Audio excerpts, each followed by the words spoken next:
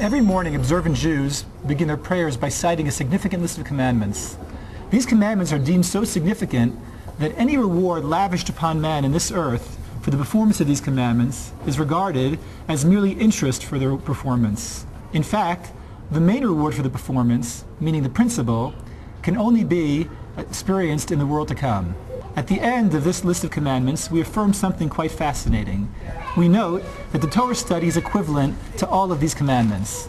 The question is, what is it about Torah study that caused the sages to deem it as the single most significant aspect of Judaism throughout history? On one level, one can simply perceive Torah study as a means to an end.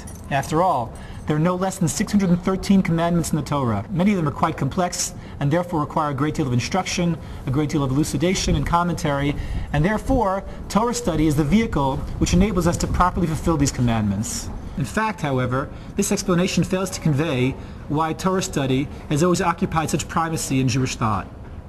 When we say that the Torah is equivalent to all of the commandments, we obviously imply that the Torah study is greater than the fulfillment of any single commandment. Torah, in addition to teaching man about the path he should follow, is a comprehensive guide to the way God perceives the world. By learning Torah, we learn about God's conception of everything, about every facet of the universe that he created. The Torah, then, is not merely to provide practical instructions for living, but rather to provide a framework, a guidepost in terms of how to perceive the universe and all the elements contained within it. The Torah's beauty and vitality stems from the fact that it reflects the mind of the Creator. As such, it represents the manufacturer's specifications for the universe. The recent surge in popularity for all things spiritual among disaffected masses suggests that happiness is an extremely elusive commodity. The question is why? Well, the answer to the Torah is obvious. One would never dare use a piece of expensive, complex machinery without first consulting the manual.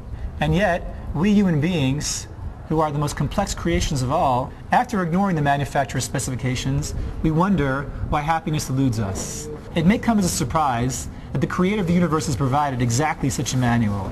That manual is called the Torah. And in it, God assures us, if we observe the commandments, not merely robotically, but also study the Torah faithfully in order to absorb its lessons, its morality, we will readily obtain the happiness which currently eludes us. This can only be accomplished with the odyssey that we call Torah study.